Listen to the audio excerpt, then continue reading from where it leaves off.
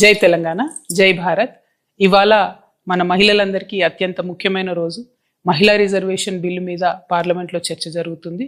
అదేవిధంగా పార్లమెంటు నియోజకవర్గాల పెంపు విషయంలో కూడా ఈరోజు చర్చ జరగబోతోంది. ఇక్కడ ఏదైతే యూనియన్ గవర్నమెంట్ ఉందో వాళ్ళది చాలా దారుణమైన కుట్ర ఉన్నది.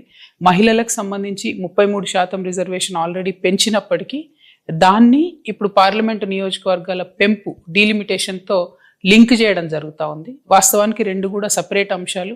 వాటిని రెండింటిని కలిపి మహిళల భుజం మీద తుపాకీ పెట్టి ఈ డీలిమిటేషన్ అనేటటువంటి అంశాన్ని కాల్చాలనే ప్రయత్నం కేంద్ర ప్రభుత్వం చేస్తుంది. అయితే కేంద్రం ఇప్పుడు ఏం చెప్తుందంటే అన్ని రాష్ట్రాల్లో కూడా 50% బ్లాంకెట్గా పెంచుతాము, దానివల్ల మీకు నష్టం జరగదని చెప్తుంది. చూడ్డానికి ఉపరితలం మీద మాత్రం కరెక్ట్ అనిపిస్తుంది ఆర్గ్యుమెంట్.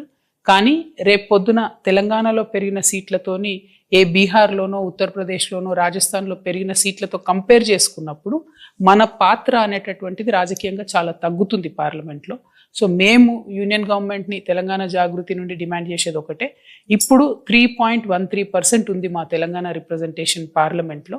మీరు ఏ రకమైనటువంటి మెథడాలజీ తీసుకొచ్చి కొత్త డీలిమిటేషన్ చేసినా కూడా ఆ 3.13% రిప్రజెంటేషన్ తెలంగాణ తగ్గకుండా ఉంటేనే మాకు ఆమోదయోగ్యం అవుతుంది. లేదంటే మాత్రం తెలంగాణ ప్రజలు రోడ్ల మీదకి వచ్చి మరో తెలంగాణ ఉద్యమం చేయాల్సి వస్తుంది.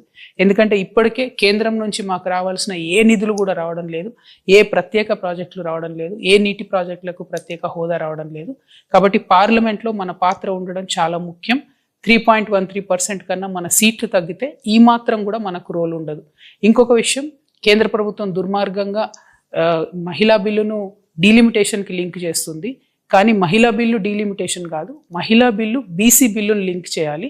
మహిళా కోటాలో బీసీ ఆడబిడ్డలకు కోటా ఉండే విధంగా కేంద్ర ప్రభుత్వం ప్రయత్నం చేయాలని చెప్పి నేను డిమాండ్ చేస్తా ఉన్నాను. Thank you. జై తెలంగాణ, జై భారత్.